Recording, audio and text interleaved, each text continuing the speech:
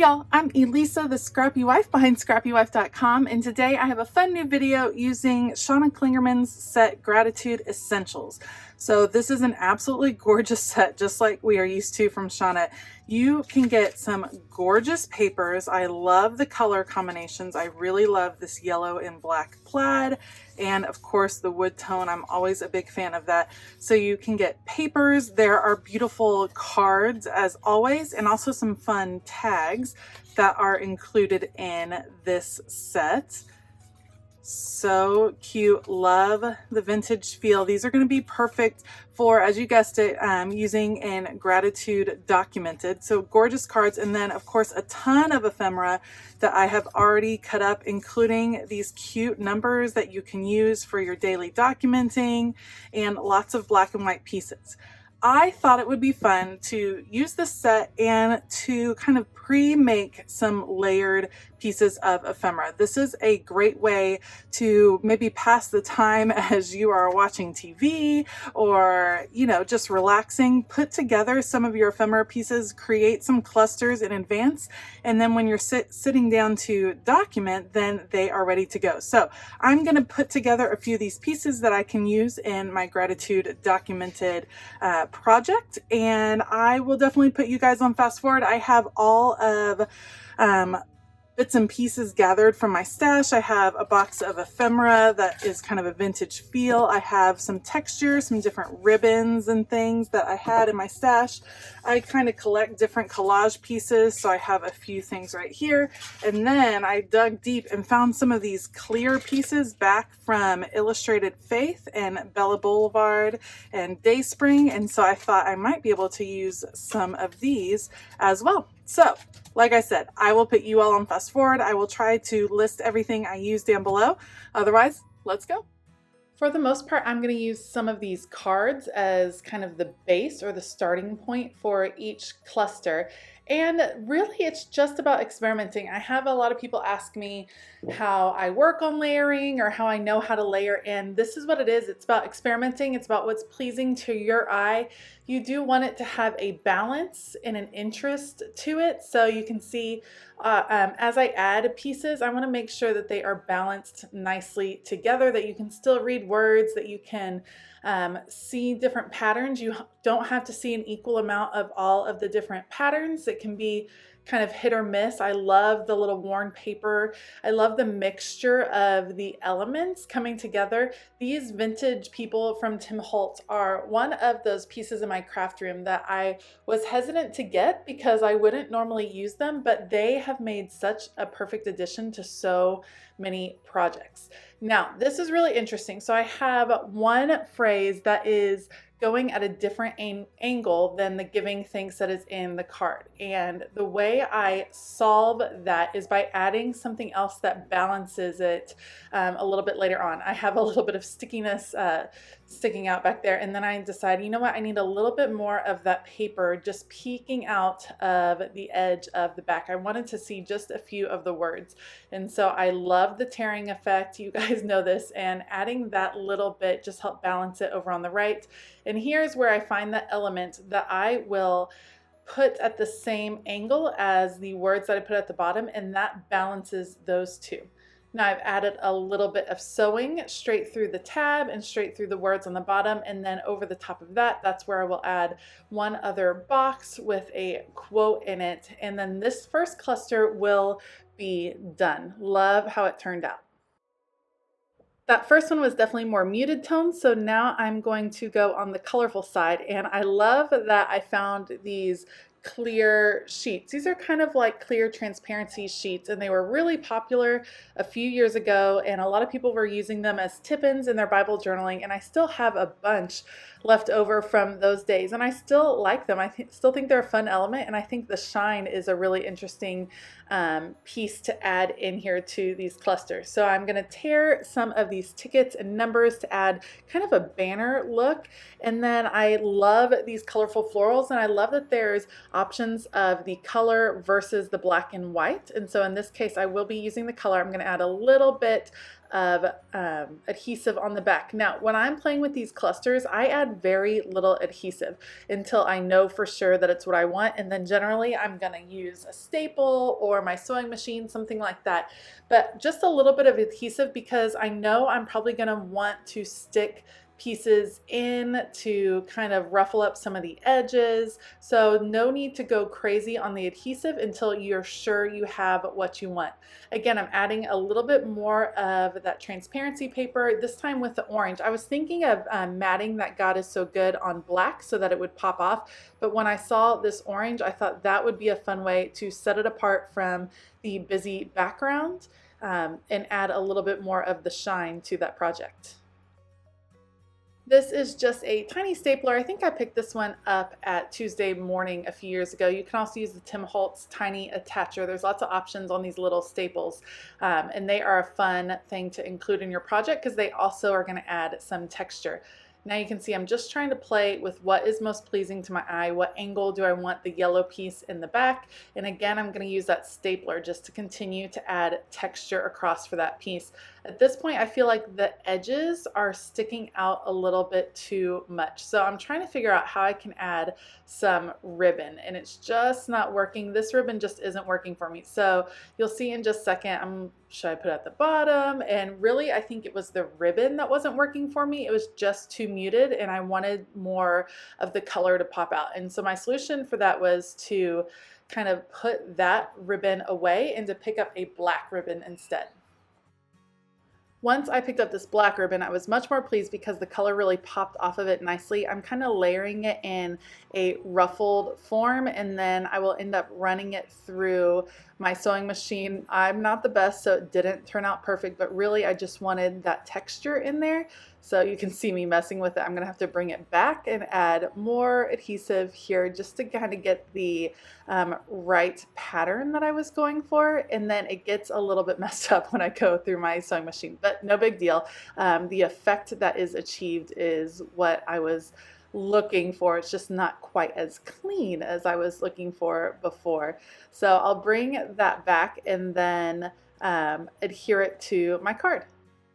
That one really came out nicely and has a lot of interesting textures to it. So I do like it. I like the shine from the transparency pieces, from the clear cuts, and actually that satin ribbon has a tiny bit of shine as well. So see, it's all adhered, and there we go.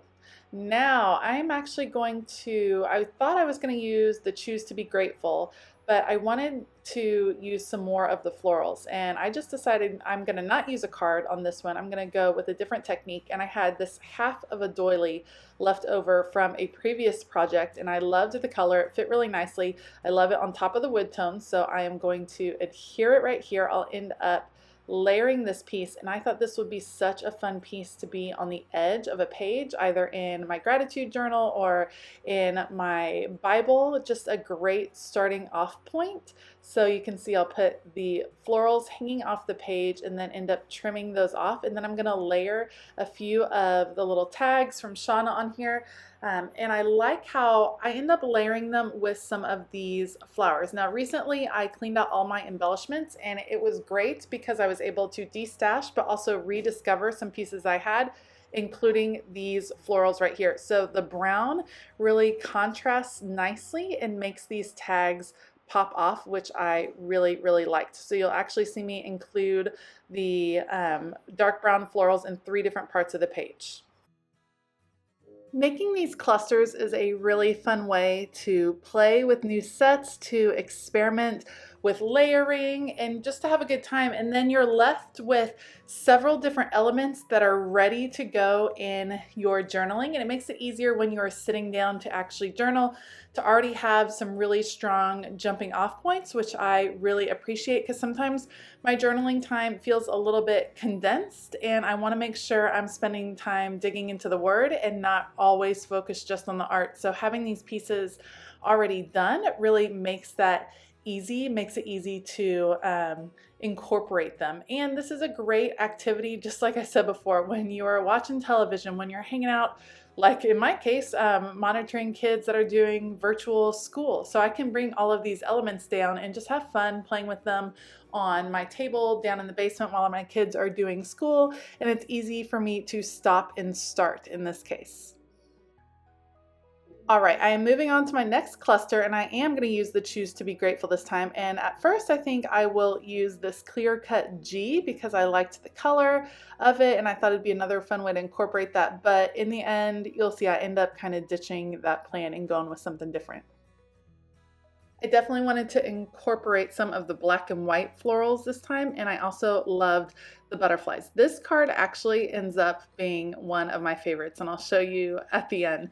But I'm cut one piece in half, which is a great way to make a cohesive look because I will just have it coming off of the two sides, and it fits really nicely and provides some good balance. And then I'm trying to figure out what other black and white pieces I'm going to incorporate. This is where I ditched that G idea, and I think maybe I'll use this doily, but that's really big and probably won't fit on a page for me.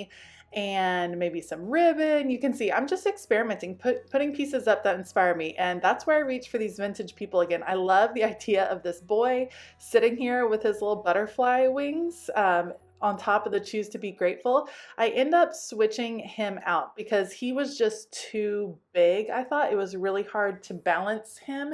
And so I'm going to go through all these people. I'm trying to pick someone on a smaller scale, and I choose several different people that I find super intriguing. This woman right here is beautiful, and I think maybe I'll have her peeking out, but then that's too much of the orange for me. Maybe I'll center her. There's several different ways I could have gone with this, and they all would have been nice, but I just wanted to keep going and experimenting until I found something that I really liked, and this little boy was it. He's like leaning, if you can't see, his little arm is leaning over, and so I can position him to where it looks like he's leaning on the card, and it's super cute with butterfly wings right behind him.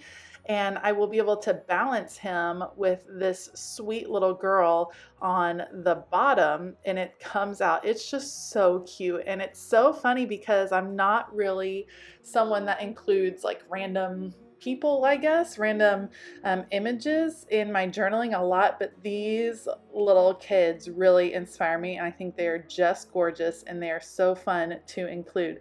Now, the little boy has a lot of dark to his clothes, so I'm pulling down that with the black, and then I have this sweet little girl with her little patent shoes that are so adorable, and I'll include her there on the bottom corner just to provide a little bit of balance. Like I said before, I love how that card came out for sure.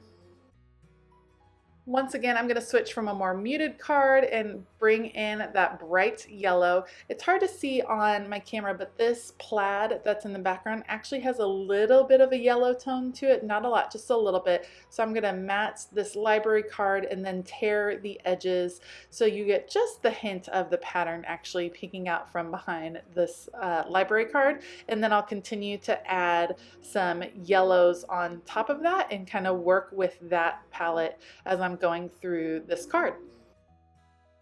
That would be my other tip when you are working in clusters like this. Be careful to balance the color. Don't do too many colors, or make sure that the colors are all in the same palette, which is why working with these printables are really nice because they're all meant to be in the same palette. They're all meant to kind of mix and match together, so you don't have to worry about clashing pieces and things like that. Now, I'm incorporating things for my stash, so I do have to be careful to make sure they're not clashing or that they're bringing out the tones that I want to bring out. I have this grateful label, and I'm just going to trace it with my black micron pen just so it pops off a little bit from the black and white florals that I nestled it on, and I end up adding just one more feature to the top of this. I think maybe I'll add some ribbon. Again, you can see I'm kind of desperate to use this burlap feeling ribbon because it's so pretty and I love the texture. I just cannot find a good place for it on this card. It'll make an appearance, I promise. But I will add a little bit of a tab up here, and it brings a little bit of the blue that's down at the bottom towards the top. And there we go. Now, I will finally get to use that ribbon on this postcard piece, and I will start by adding this dark brown kind of craft paper to the back, and it will be just on one side. And there you go. I found ribbon. I will just put it right there. I decide matting this on here right there, and I will end up sewing it a bit later, but that will hold it in place while I assemble the rest of the card.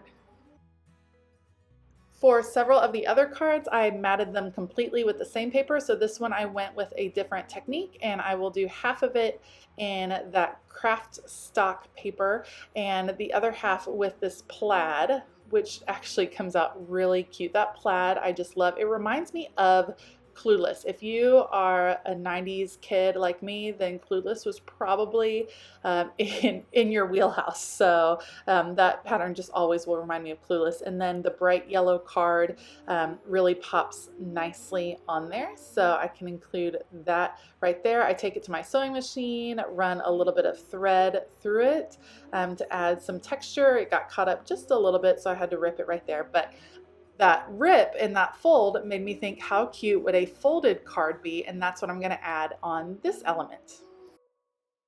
So what I'm going to do on the back of this card is add some of the pattern paper and then purposefully fold up the little corner so you see just a peek of that pattern. And then I'll end up picking some florals. I love, love, love the colored florals. They're so pretty.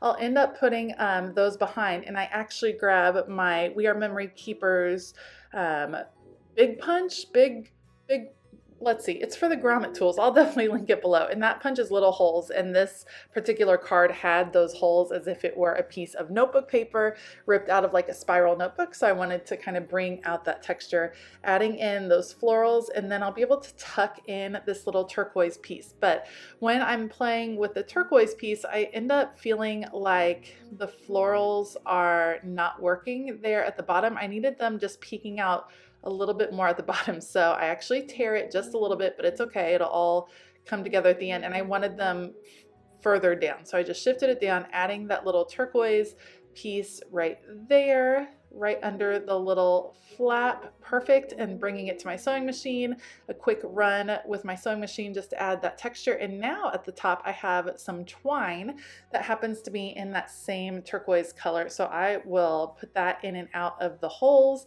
just to bring the color up to the top a little bit.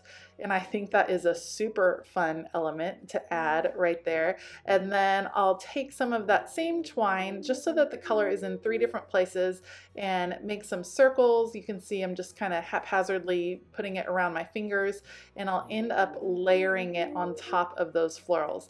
The way I do those layering pieces is I just add plenty of adhesive under there. I tend to use my ATG, my adhesive tape glider from Scotch, because it's a pretty strong adhesive. Circle those back up, and then it will stay pretty well. I've had pretty good luck getting those pieces to stay. All in all, this was a pretty productive run. I made 7 of these embellishments. I'm showing you them in slow-mo because when I went through this, it was a little bit fast. 7 different embellishment clusters with the same set plus things from my stash, and I just love how they turned out. I think they are going to be so fun to add to my Gratitude Documented kit. This is a great way to prep things in advance as you're working through projects like Gratitude Documented, and like I said, a fun way to just play with new sets that you love. Thank you so much for joining me today. If you like this video, please give it a thumbs up and consider hitting that subscribe button as well as the bell notification button. I will link all the supplies I use down below. I hope that you have a fabulous day, and as always, keep it creative.